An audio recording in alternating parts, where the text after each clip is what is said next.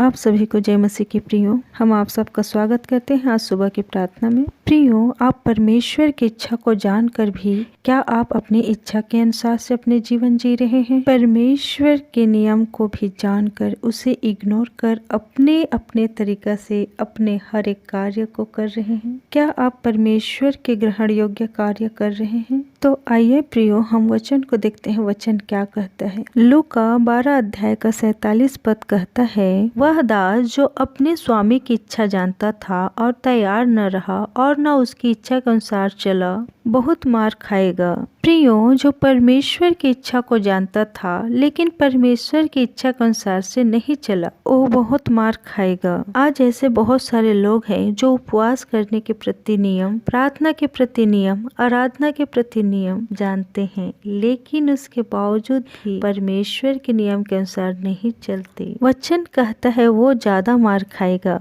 ज्यादा मार खाने का मतलब क्या होता है प्रियो, ज्यादा मार खाने का मतलब होता है ताड़ना, ज्यादा दुख, आशीष के लिए तड़पना, आशीष के लिए तरसना। परमेश्वर से पुकारते रहो लेकिन परमेश्वर आशीष नहीं दे रहा। और ऐसे भी लोग हैं जो परमेश्वर के नियम को जानते ही नहीं, क्योंकि इस वचन में कहा है तैयार न रहा और न उसकी इच्छा के अनुसार चला, वो बहुत मार खाएगा। बाइबिल तो पास है लेकिन अपने लापरवाही की वजह से पढ़े ही नहीं। इस वजह से नियम आज्ञा पता ही नहीं है। इसलिए याद रखो प्रियो, अगर आप चाहते हैं कि भक्ति और आपके सेवा परमेश्वर के ग्रहण योग्य हो, तो ये जरूरी है उसके नियम के अनुसार उसकी भक्ति करो, उसकी सेवा करो, अपनी मन मर्जी के अनुसार नहीं। प्रियो, परमेश्वर पिता का आदर करो और उनकी आज्ञाओं को अच्छा से मानो, उनके वचनों को मनन करो। प्रियो, आप परमेश्वर की इच्छा के अनुसार चलेंगे तो परमेश्वर पिता आपको आशीष जरूर देगा,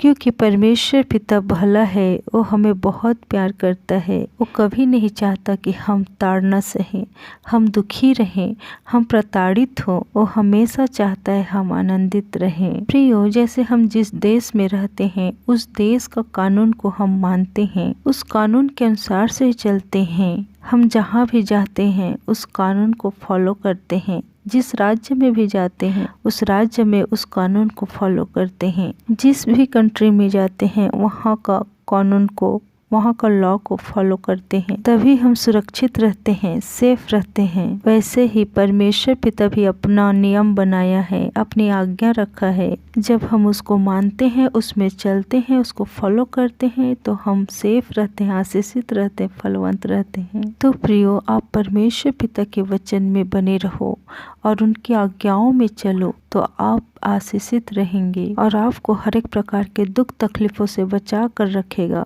हालेलुया। इस वचन के द्वारा परमेश्वर पिता आपको बहुतायत से आशीष दे। आमीन। आइए प्रियो, हम सब मिलकर प्रार्थना करते हैं। Hallelujah, hallelujah, hallelujah. धन्यवाद, धन्यवाद, धन्यवाद, धन्यवाद पिता परमेश्वर, प्यार प्रभु यीशु, इस सुबह की प्रार्थना के लिए प्रभु मैं धन्यवाद करते मेरे राजा। हे प्यार प्रभु यीशु, मैं धन्यवाद करते मेरे राजा। हम सबको, जितने भाई बहन हे पिता इस प्रार्थना में जुड़े, हम सबको आपने हे पिता रात को संभाल के रखा, जीवित रखा, सुरक्षित रखा पिता। इसके लिए धन्यवाद करते मेरे राजा। और इस दिन को दिया है प्रभु आपने हमें हे पिता आशीष के रूप में प्रभु, इसके लिए धन्यवाद करते मेरे राजा। हे प्यार प्रभु यीशु, पूरे दिन भर के हर एक कार्य को आपके सामर्थ्य हाथों में सौंपते हैं पिता। हर एक कार्य में हे प्रभु, दिन भर के हर एक कार्य में तू आशीष दे मेरे यहोवा। हे प्रभु, इन भाई बहनों के लिए मैं धन्यवाद करते पिता, जो विश्वास से हे पिता इस प्रार्थना में जुड़े हुए हैं प्रभु। इन लोगों के जीवन में तू काम कर मेरे यहोवा। मैं धन्यवाद करते पिता, तू छू ले प्रभु।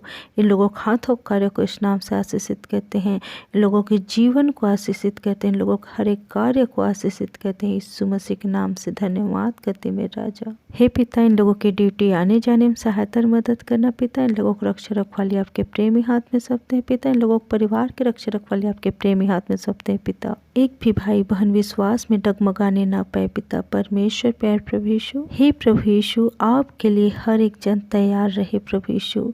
हे पिता, तो इन लोगों के अंदर काम कर मेरे परमेश्वर पिता। हे प्रभु, और आत्मिक रीति से और बढ़ते जाए, बहुतायत से बढ़े पिता। और हे पिता, इन लोगों के जीवन से आपकी महिमा हो मेरी यहोवा।